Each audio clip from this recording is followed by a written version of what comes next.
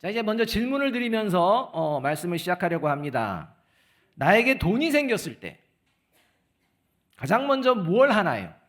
그러니까 예를 들면 용돈을 받았든지 알바를 해서 알바비를 받았든지 열심히 직장에서 수고해서 월급을 받았든지 어쨌든 나에게 돈이 생겼을 때 가장 먼저 나는 뭘 하나요? 1번 먹고 싶은 것, 사고 싶은 것을 산다. 2번 저축한다. 3번 교회에 헌금할 것을 따로 떼어둔다. 뭡니까? 자, 뭐가 정답이라고는 얘기 안 하겠습니다. 두 번째 질문이 이제 중요합니다. 두 번째가. 자, 두 번째 질문은 이겁니다.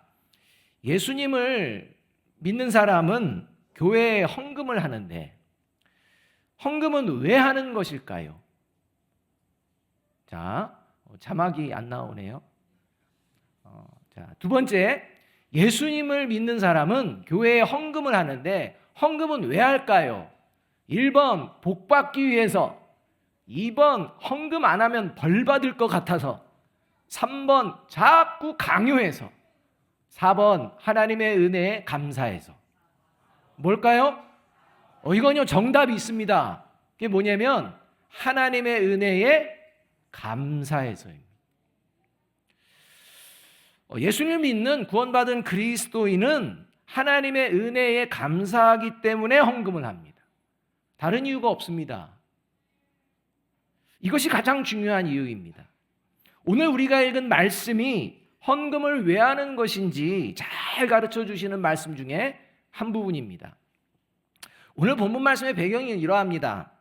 지금 중동 지역에 이제 해당되는 이스라엘 예루살렘에 있는 교회 성도들이 경제적으로 굉장한 어려움에 빠졌습니다.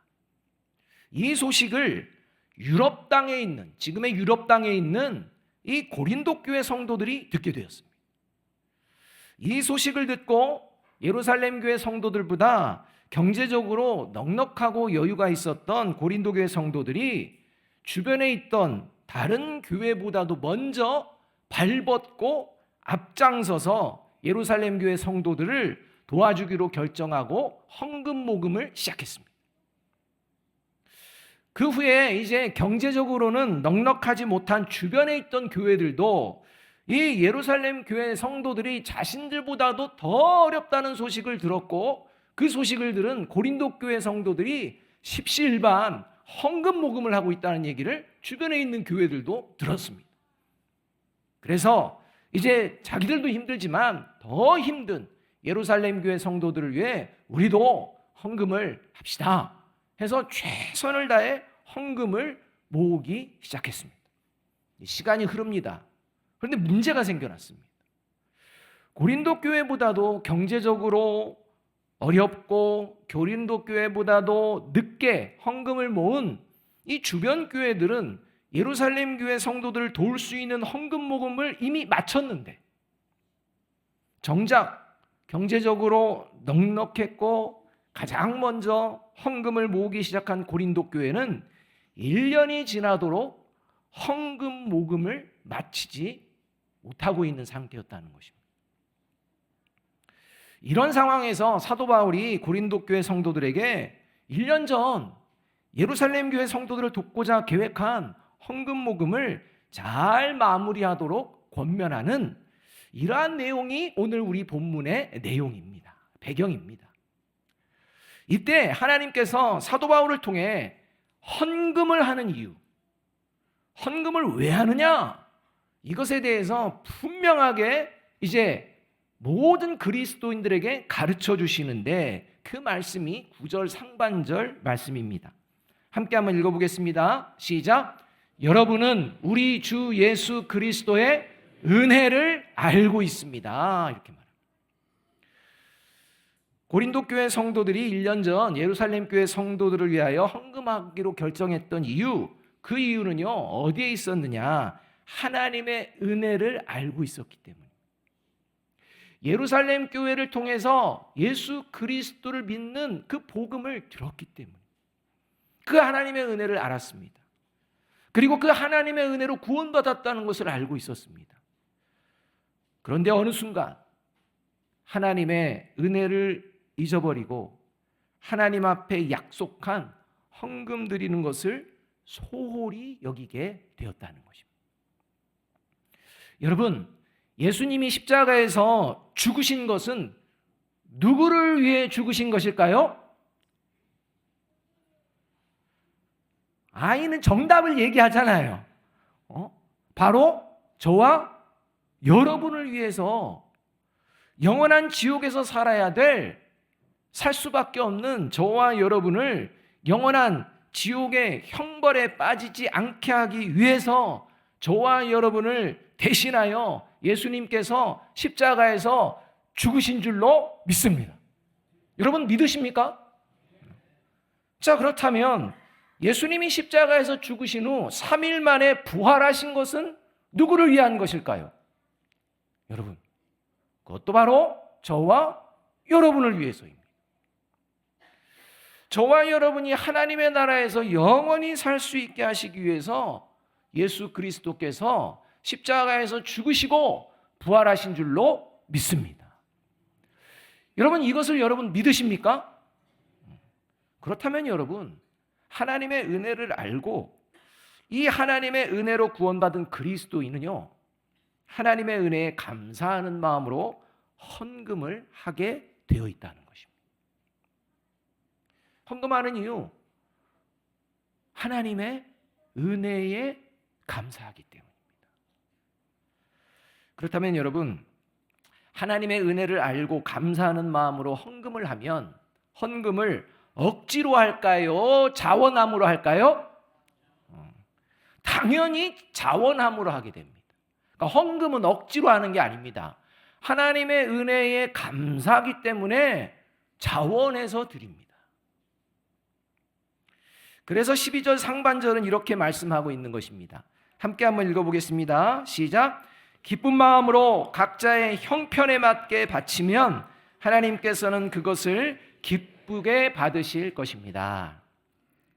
이 말씀에 핵심이 있는데요. 이 말씀은 무슨 말씀이냐면 하나님은 헌금하는 것도 중요하지만 헌금하는 사람의 헌금 태도를 보신다는 것입니다. 헌금 중요합니다. 하나님의 은혜에 감사해서 헌금 드리는 거 중요합니다. 그런데 하나님이 더 중요하게 보시는 것은 헌금을 드리는 그 사람의 태도입니다. 왜냐하면 헌금하는 태도를 통해 하나님을 정말로 믿는지 믿지 않는지 알 수 있기 때문입니다. 저와 여러분이 오늘도요, 주일 맞이하여서 헌금하신 분들이 있을 텐데 이 헌금할 때 태도가 어떠한 모습인지를 하나님이 보신다는 것입니다. 그리고 그 태도를 통해서 하나님이 나를 믿는구나, 하나님이 나를 믿지 않는구나, 이걸 하나님이 아신다는 것입니다. 자, 그렇다면 헌금하는 태도를 통해 하나님을 정말로 믿는지 믿지 않는지 도대체 어떻게 알 수 있을까요? 하나님 도대체 뭘 보신다는 것입니까? 헌금이라는 것이 도대체 뭐길래 그냥 헌금 드리면 되지, 그것으로 좀 만족하시지 뭘 또 태도까지 보신다고 합니까? 왜냐하면 태도가 중요하기 때문에. 첫째로 헌금하는 태도를 통해 하나님을 정말로 믿는지 믿지 않는지 알 수 있는 구체적인 이유는 뭐냐? 같이 한번 읽어보겠습니다. 시작. 헌금을 통해 내가 가진 돈의 주인은 하나님이시라는 믿음이 드러나기 때문입니다.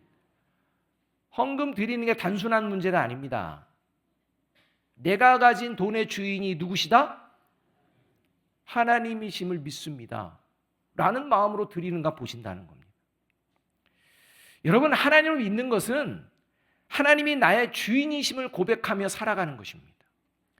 그리고 하나님이 나의 주인이심을 믿는 것은 내가 가지고 있는 돈도 본래 누구의 것임을 인정한다는 것입니까? 하나님의 것임을 인정하며 살아간다는 것입니다. 이게 하나님 믿는 것입니다. 이게 하나님을 나의 주인으로 모셨다는 증거입니다. 그래서 하나님을 믿는 진짜 믿음은 헌금하는 태도를 통해 드러나게 되는 것입니다. 이것을 7절에서 말씀을 해주고 계시는데요. 7절 말씀 함께 한번 읽어보겠습니다. 같이 읽습니다. 시작. 여러분은 모든 일에 있어서 뛰어납니다. 곧 믿음에서, 말솜씨에서, 지식에서, 열성에서, 우리와 여러분 사이의 사랑에서 그러합니다. 여러분은 이 은혜로운 활동에서도 뛰어나야 할 것입니다. 이 말씀에 의하면 사도 바울이요, 고린도 교회 성도를 믿음 뛰어나다 막 칭찬합니다. 그리고 나서 이제 여러분은 이 은혜로운 활동에도 뛰어난 것을 보여드려야 됩니다. 이 말입니다. 여기서 은혜로운 활동이 뭐냐? 바로 헌금입니다. 그래서 이 말씀은 고린도 교회 성도들은요, 하나님을 믿는 믿음이 어떤 것인지 잘 알고 있었고, 말로, 지식으로, 또 마음으로 그 믿음을 보여내려고 힘쓰고 있었다는 것입니다. 그런데 문제는 그 믿음이 점점 변질되어 가고 있었습니다. 그래서 고린도 교회 성도들의 믿음이 거짓된 믿음이 아니라 진짜 믿음인 것을 하나님께 보여드려야 된다. 그것이 바로 1년 전 하나님의 은혜에 감사하는 마음으로 주변 교회보다도 먼저 열정을 가지고 믿음을 가지고 시작한 헌금 모금을 마무리하는 것이다. 하나님께 약속하고 시작했다면 하나님 앞에 그것을 바르게 마무리하는 것이 하나님을 믿는 구원받은 그리스도인의 모습이다. 그래서 이 활동, 은혜로운 활동을 뛰어난 믿음으로 잘 감당하기를 바란다 라고 하나님께서 사도 바울을 통해 가르쳐주고 계신 것입니다. 이제 다시 한번 질문을 좀 드립니다. 여러분, 헌금을 준비할 때 아까운 마음으로 준비하세요? 즐거운 마음으로 준비하세요? 또 헌금을 드릴 때 마지못해 드리세요? 아니면 기쁨으로 드리세요? 헌금을 드릴 때 하나님 받아주세요, 감사합니다, 이렇게 드리세요? 그냥 툭 던지면서 그냥 아유 받으세요, 이렇게 마지못해서 가지고 왔으니까 그냥 툭 이렇게 던지세요? 하나님이 베풀어 주신 은혜에 감사하며 하나님을 주인으로 모시며 살아가는 구원받은 그리스도인이 헌금을 드리는 모습, 그게 고린도후서 9장 7절에서 이렇게 말씀합니다. 같이 한번 읽어볼까요? 시작. 각자 마음에 정한 대로 해야 하고 아까워하면서 내거나 마지못해서 하는 일은 없어야 합니다. 하나님께서는 기쁜 마음으로 내는 사람을 사랑하십니다. 이 말씀에 의하면 헌금할 때 아까워하거나 마지못해 하는 경우가 있다는 것입니까? 없다는 것입니까? 있다는 겁니다. 헌금 준비하면서부터 이제 고민입니다. 이 정도는 너무 아까운데 이 정도만 좀 안 될까? 이렇게 하고 이제 와서도 낼 때 가지고 왔으니까 에이 툭 이렇게 그런 일들이 벌어진다는 것입니다. 그런데 여러분, 왜 헌금을 준비하며 아까운 마음이 생기고 또 헌금을 드릴 때도 감사하면서 기쁜 마음으로 자원하며 드리지 못하고 그냥 속된 말로 하나님 애따 받으세요, 이렇게 그냥 나 헌금 냈어요 이런 마음으로 드리는 이유가 뭘까요? 여러분, 그런 마음이 생기는 이유가 뭘까요? 이유를 알아야 될 거 아닙니까? 분명히 그런 마음이 생길 때가 있습니다. 특히 큰 헌금을 할 때는 그런 마음이 생길까요? 안 생길까요?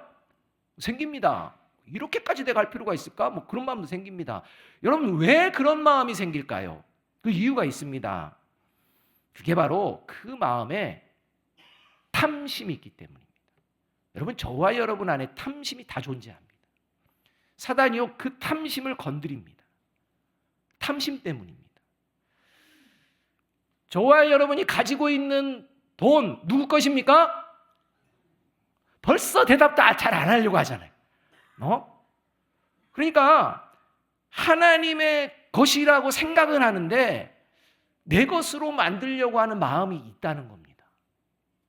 말로는 다른 사람에게는 그렇죠, 내가 가지고 있는 돈 하나님이 주신 것이고 하나님의 것입니다, 말은 하는데 그 마음속에서는요, 그것을 인정하지 않으려는 그 하나님의 것, 내 것도 있는데 이런 생각을 품고 있기 때문에 그런 생각을 하게 된다는 것입니다. 욕심이 있습니다. 하나님 것도 내 것, 내 것은 내 것. 이런 욕심 말입니다. 이 탐심에 사로잡힌 결과, 그 결과가 내 것을 왜 하나님께 드려야지? 이런 마음으로 연결됩니다. 그러기 때문에 아깝습니다. 그렇기 때문에 마지 못해서 헌금을 합니다. 반대로 헌금을 아까워하지 않고 기쁜 마음으로 준비하고 드리는 사람을 하나님이 사랑하신다고 말씀하신 이유는 그 태도가 내가 가진 돈의 주인은 하나님이십니다 라는 믿음의 고백이기 때문입니다. 그래서 예수님은 이렇게 말씀하십니다. 누가복음 12장 15절과 누가복음 16장 13절 하반절 말씀, 우리 함께 한번 읽어보겠습니다. 시작. 그리고 사람들에게 말씀하셨다. 너희는 조심하여 온갖 탐욕을 멀리하여라. 재산이 차고 넘치더라도 사람의 생명은 거기에 달려있지 않다. 너희는 하나님과 재물을 함께 섬길 수 없다. 이게 어디서 드러나느냐? 하나님께 헌금 드리는 태도에서 드러난다는 거예요. 여러분, 선하신 하나님을 믿는다면 삶의 자리에서 실제로 선을 행하는 삶을 살아보아야 정말 내가 선하신 하나님을 믿는 구원받은 그리스도인지 아닌지를 알 수 있습니다. 선을 행하고자 힘쓰지도 않으면서 말로만 하나님 선하십니다, 나는 선하신 하나님을 믿습니다, 수백 번, 수만 번 하나님께 고백하더라도 그 고백은 하나님 앞에 오히려 어떻게 들리느냐? 난 거짓말쟁이입니다, 난 사탄의 자녀입니다, 나는 증거라는 겁니다. 하나님이 선하신 분이시고 선하신 하나님의 자녀가 나라면 삶의 자리에서 반드시 선을 행하는 삶을 살기에 힘쓰기 때문입니다. 그런데 하나님은 선하시다고, 나는 하나님의 선하신 자녀라고 하면서 삶의 자리에서 선을 행하지 않습니다. 여러분, 그게 거짓말이라는 겁니다. 마찬가지로 하나님만이 나의 주인이십니다, 내가 가진 돈도 하나님의 것임을 믿는 구원받은 그리스도인은 하나님의 은혜에 감사하며 반드시 기쁜 마음으로 헌금을 하나님께 드리게 될 줄로 믿습니다. 그 태도를 하나님이 보신다는 겁니다. 바라기는 아까워하는 마음이나 억지로 하는 마음이 아니라 기쁜 마음으로 하나님께 헌금을 드림으로 하나님만이 나의 주인이심을 하나님 앞에 확인받으며 하나님의 사랑 가운데 살아가는 저와 여러분이 되시기를 주님의 이름으로 축복합니다. 둘째로, 헌금하는 태도를 통해 하나님을 정말로 믿는지 믿지 않는지 알 수 있는 구체적인 이유는 뭐냐? 같이 한번 읽어봅니다. 시작. 헌금을 통해 내가 예수님의 몸인지 아닌지 분명하게 알 수 있기 때문입니다. 자, 헌금을 하는 태도를 보면, 어떤 마음으로 하는지를 보면, 아, 예수님의 몸이구나, 내 자녀구나, 하나님이 이렇게 아십니다. 또 그 모습을 보면서 예수님의 몸이라고 본인은 생각하지만 예수님의 몸이 아니구나, 내 자녀가 아니구나, 이렇게 하나님이 판단하신다는 것입니다. 왜냐하면 하나님을 믿는 구원받은 그리스도인을 성경에서는 예수님의 몸이라고 표현합니다. 여러분은 예수님의 몸이라고 믿으세요? 옆에 있는 분 예수님의 몸이라고 믿으십니까? 우리 옆에 있는 분들에게 이렇게 얘기해 줍니다. 나는 예수님의 몸입니다. 한 번 더 이야기합니다. 당신은 예수님의 몸입니까? 그 사람은 맞는지 안 맞는지 모르잖아요. 근데 나는 알잖아요. 제가 지금 이 왼쪽 이 손가락, 엄지손가락이 좀 아픕니다. 참다 병원 갔는데 기다려야 된다고, 약만 먹고 일단 안 쓰고 기다려야 된다는 것입니다. 아프니까요, 왼쪽 엄지손가락 잘 쓸까요? 못 쓸까요? 잘 못 씁니다. 그러다 보니까 이제 다른 손가락들, 이 손가락을 아픈 손가락 대신에 이제 더 많이 사용합니다. 뭐 왼손으로 눌러야 될 것 오른손 엄지손가락으로 막 누르고, 그러니까 왼쪽은 될 수 있으면 사용을 하지 않고 제 삶을 살아가려고 하는 것입니다. 그런데 여러분, 아픈 손가락을 대신해서 다른 손가락이 더 많이 수고하는 것을 보면서 제가 당연한 것으로 여길까요? 아니면 다른 손가락에게는 좀 불공평한 거 아닐까? 이렇게 생각할까요? 여러분, 제 아픈 손가락을 다른 아프지 않은 손가락이 돕는 것 당연하게 생각합니다. 이거는 다른 손가락들한테 내가 너무 불공평하게 하는데, 이런 생각 안 합니다. 왜입니까? 아픈 손가락이나 아프지 않은 손가락이나 다 제 몸이기 때문입니다. 아프지 않은 손가락이 아픈 손가락이 회복될 때까지 돕는 것은요, 당연한 겁니다. 그거 가지고 막 왼손 놓고 너는 왜 아파가지고 난리야? 막 이런 얘기 안 합니다. 교회 공동체가 그러합니다. 교회 공동체는 구원받은 성도들이 하나님의 말씀에 순종하며 서로의 연약함을 돕는 것을 마땅히 여기는 공동체입니다. 왜냐하면 성도들 모두 예수님과 한 몸이기 때문입니다. 이렇게 서로의 연약함을 돕고 힘을 합쳐서 교회 공동체를 건강하고 아름답게 세워나가는데 반드시 필요한 것 중에 하나가 헌금입니다.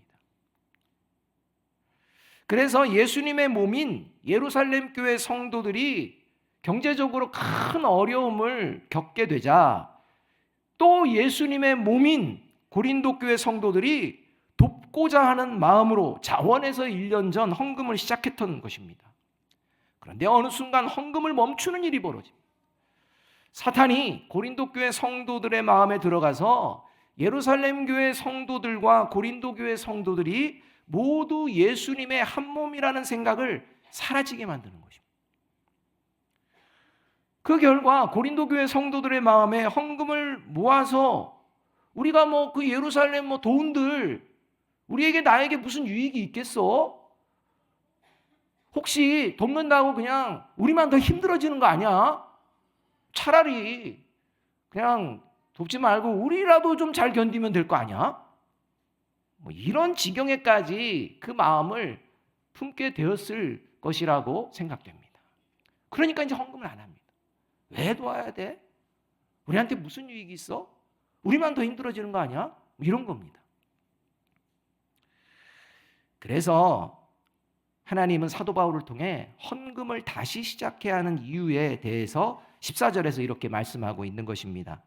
같이 한번 읽어보겠습니다. 시작. 지금 여러분의 넉넉한 살림이 그들의 궁핍을 채워주면 그들의 살림이 넉넉해질 때에 그들이 여러분의 궁핍을 채워줄 수도 있을 것입니다.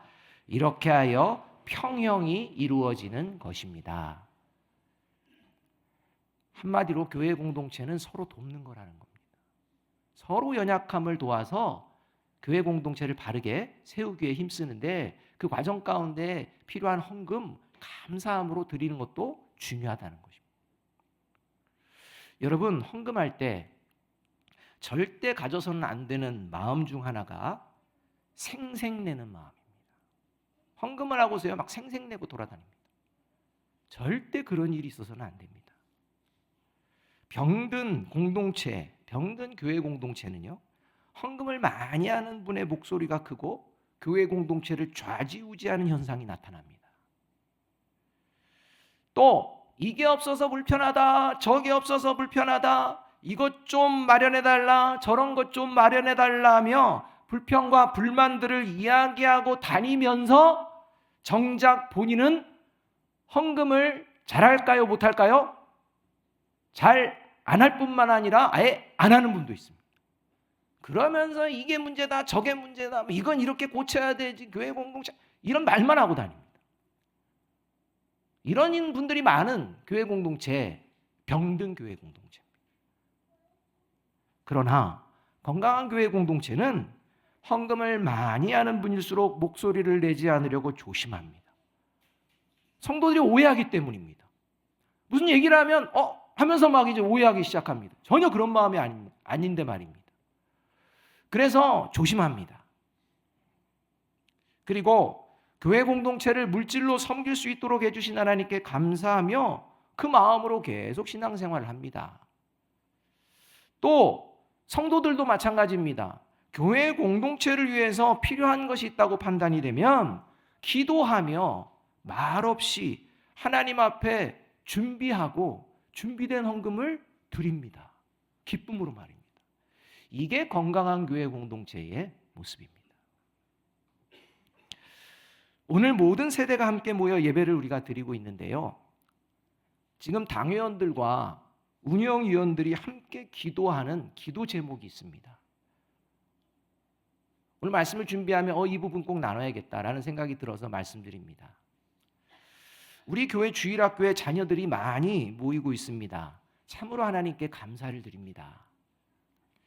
그런데 많이 모이다 보니까 문제가 생겼습니다. 그게 뭐냐면 장소가 비좁습니다. 하나님께서 다음 세대들을 믿음의 세대로 자라도록 우리에게 맡겨주셨는데 부족한 우리지만 우리를 믿고 다음 세대들을 맡겨주신 하나님의 은혜에 감사하는 실제적인 방법 중 하나, 그것이 바로 우리 자녀 세대들이 하나님을 마음껏 찬양하고 예배할 수 있는 공간을, 방법을 우리 부모 세대들이 마련해 주는 것이라고 저는 생각합니다. 그만한 능력이 있기 때문에 맡겨주신 줄로 믿습니다.